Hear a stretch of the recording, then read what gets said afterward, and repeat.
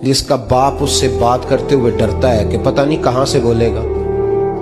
बदनसीब नहीं वो बेटा जिसकी माँ उससे बात करते हुए सहम जाती है कि पता नहीं कौन सी बोली बोलेगा। बदनसीब नहीं कि माँ बाप भी जिससे खोल के बात ना कर सके। हजरत मालिक बिन दिनार से कहने लगा, अम्मा ने जब कहा ना शर्म कर, तो मुझे गुस्सा आया, मैंने माँ को थप्पड़ मारा और मेरी माँ जलते हुए तंदूर में गिरी। लोगों ने मुझे पकड़ के अंदर बंद कर दिया कमरे में। सारी रात मैं शोर सुनता रहा पर नशे में धोत रहा। सवेरे आंख खुली तो मेरी बीवी बैग बांध रही थी। मैंने कहा कहाँ जा रही हो? कहने लगी जो माँ का नहीं बना मेरा कैसे बनेगा।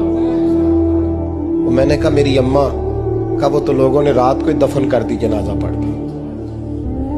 तड़प के कहने लगा मुझे क्यों नहीं बताया? तो कहते हैं लोग कहने लगे तेरी मरती हुई माँ कह गई थी इसे मेरा मुंह ना देखने देना। मेरे जनाजे के करीब ना आए। हजरत मालिक बिन दिनार फरमाते हैं जब उसने ये बात सुनाई तो मैंने भी उसके मुंह पे थप्पड़ मारा। मैंने कहा तो इसी काबिल है। कहते हैं वो रोने लगा, हुजूर दुआ करे अल्लाह मुझसे राजी हो जाए।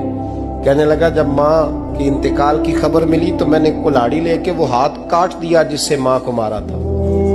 मैंने सारी जायदादें खिरात कर दी। 24 साल हो गए, 24 साल। सारी रात नमाज पढ़ता हूँ, रोजा रखता हूँ, हज करता हूँ, पर हर साल कोई आके कहता है जा दौड़ जा तेरा कोई नहीं कबूल हुआ। हुजूर दुआ करे मालिक राजी हो जाए। फरमाते मैं थप्पड़ मार के आ गया। मैंने कहा तुझसे राजी हो जाए इतने जालिम से? इमाम मालिक फरमाते रात को आके सोया तो मुझे ख्वाब में रसूल पाक का दीदार हुआ। तो नबी पाक अलैहिस्सलाम ने फरमाया मालिक तू उसे मायूस क्यों कर आया है? अल्लाह तो बड़ा मेहरबान है। का हुजूर माँ के नाफरमान को माफी कैसे मिलेगी? तो इमाम मालिक फरमाने लगे नबी करीम ने फरमाया जा उसे जाके बता दे तुझे कयामत में तेरी माँ की वजह से बख्श दिया जाएगा। का हुजूर अम्मा की वजह से किस तरह? तो महबूब फरमाने लगे इसकी माँ कयामत में इसके खिलाफ मुकदमा दायर करेगी रब करीम की अदालत में। ए अल्लाह मैंने 9 माह पेट में रखा, दर्द सह के इसे जना, जिगर का खून पिला के पाला और इसी ने मुझे कत्ल किया।